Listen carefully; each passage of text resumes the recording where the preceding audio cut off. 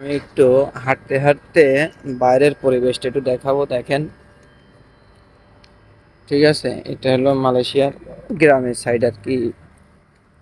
এটা হলো বাইরের পরিবেশ, আপনারা দেখতে পাচ্ছেন। মানে কত সুন্দর। আসলে বৃষ্টি হওয়ার পরে আকাশের অবস্থা দেখেন কত সুন্দর নীল।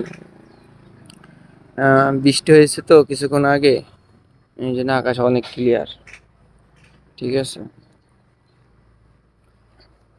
হুম। ঠিক আছে, বৃষ্টি হওয়ার পরের পরিবেশটা দেখেন। ওটা হলো 99, ওটা পাসার মিনি। ওখানে আপনি সব রকমের সবজি পাওয়া যায়। মানে সবজি না, সব রকমের জিনিসপাতি ওখানে পাওয়া যায়। মিনি সুপার মার্কেট আর কি। আর কি ওটা মালয়েশিয়াতে ওটা অনেক ফেমাস আর কি, পরিচিত মালয়েশিয়াতে।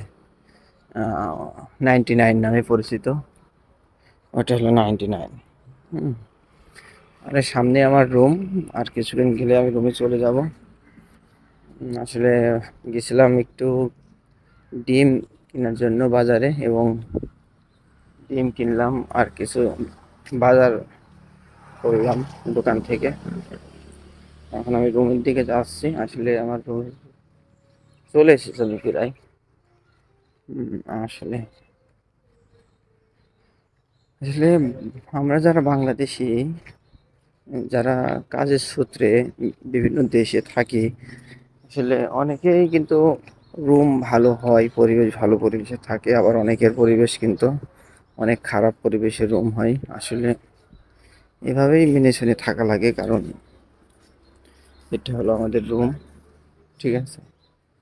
আর এই যে আমাদের রুমের সামনে সবজি, হুম, এটা কলমি শাক। এই যে একটা পেঁপে গাছ আছে, এটা ওল, এটা হলুদের গাছ। আসলে আমাদের রুমের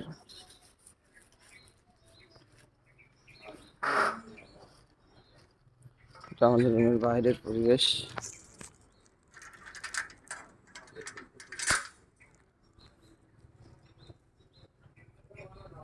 আর এই যে কি বাজার করলাম সেটা আপনাদের দেখাচ্ছি। এদের ডিম আছে, একটা বাংলাদেশি স্পিড আছে। হ্যাঁ, এই যে এগুলো এগুলো বাংলা টাকা প্রায় 200 টাকা দাম এগুলোর। এই 6 পিস ডিম, একটা স্পিড আর 4 পিস আলু। বুঝতে পারি কত দাম জিনিসের। ঠিক আছে।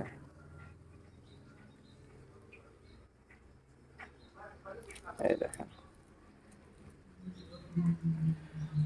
আশা করি সবাই ভালো থাকবেন। যারা আমার এই পেজে নিয়মিত ভিডিও দেখেন তাদেরকে অসংখ্য ধন্যবাদ।